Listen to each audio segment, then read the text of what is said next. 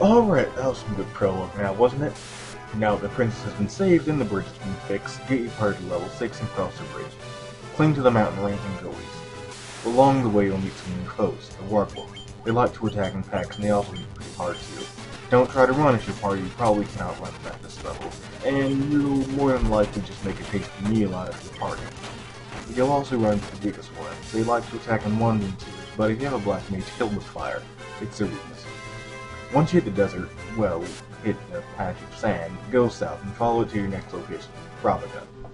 If you talk to some townsfolk, they'll tell you they're being attacked by pirates. Heal up and revive anyone you need to. Get the Null and Invisible spell for the White Mage, and get the Blizzard and Temper spell for the Black Mage. Make a run to the weapon shop and pick up the broadsword, but don't pick up the axe.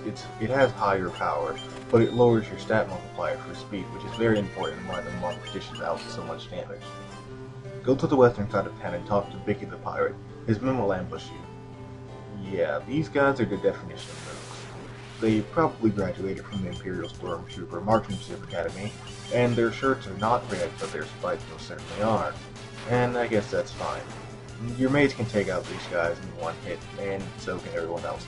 So just start mashing a button and, I don't know, make yourself a sandwich or something. After you mercilessly slaughter the crew, Bikke will offer his pirate ship to you. If you don't kill him, of course. With Bravaga safe, walk outside and climb aboard. You can now travel via sea, but the ship can't cross over rivers. Note that the ship can only be dismounted at docks.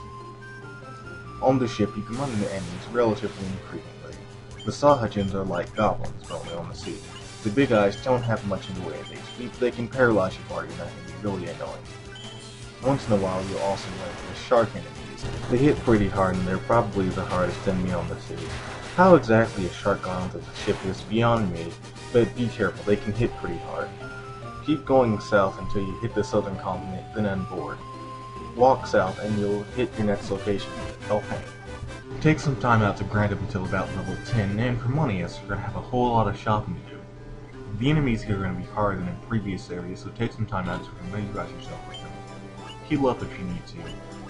Walk into town and skip over the weapon shop. The mages aren't good enough at bashing things in the face to want spending money on them, and the fighters have a better sword. Stop by the black magic shop to buy fire and thunder too. They can kill enemies much harder. And buy a set of armor for the fighter, and make sure to pick up the hat for the mages and the copper armlets. Go to the white magic shop and pick up cure tea for the white mage. Then go to the item shop and pick up about 10 to 15 antidotes. Elfheim has 2 sets of magic shop, but you're probably not going to be able to use the second one as your levels are too low. Unless if you've done a whole lot of grinding. Get back to this whenever you can, but when you do, make sure to buy the haste spell for the black mage and ice 2. And get Null Frost and, well actually that's about it, but make more if you want to for the light mage. But make sure not to buy the Poison spell unless you really want to, because for the price of it, you can get about 50 antidotes, which is more than you're ever going to need. Once you've done all your shopping, exit the town and go into Elven Castle. You'll be told that the prince has been put under a curse by the Dark Elf, Astos, and the crown has been stolen, and there must be medicine. So naturally, it's your job to go do that. I'm going to take the liberty of skipping step 1 and 2 of this little fetch quest as they aren't necessary.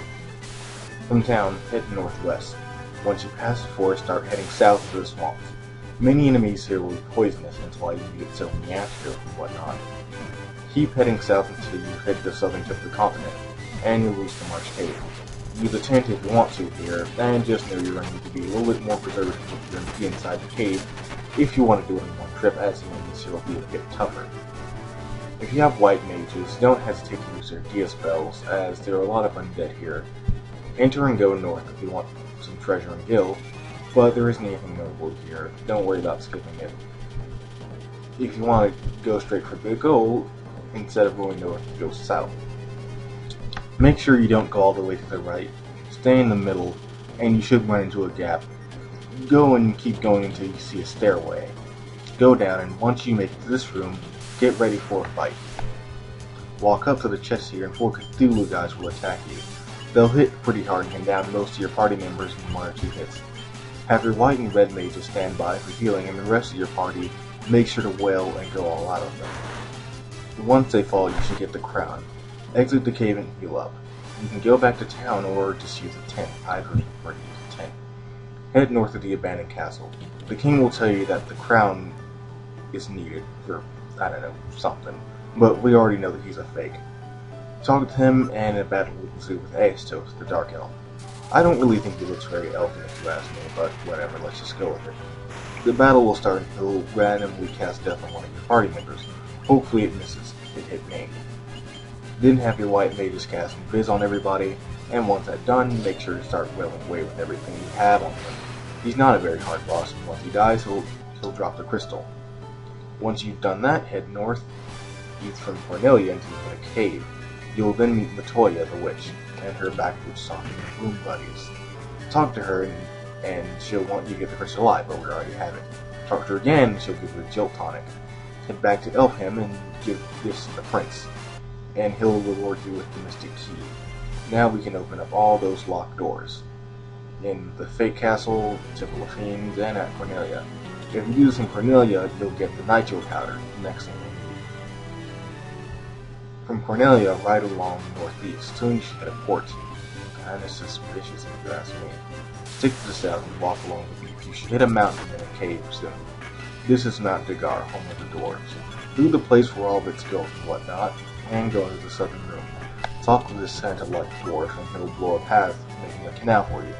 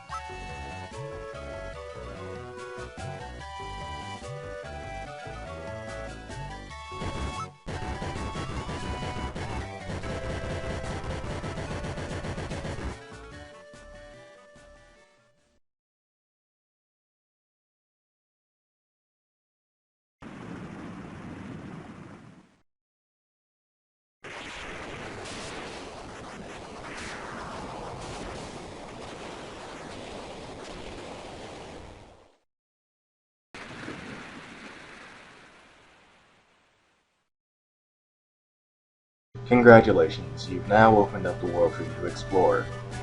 Get out of here and get back on the ship.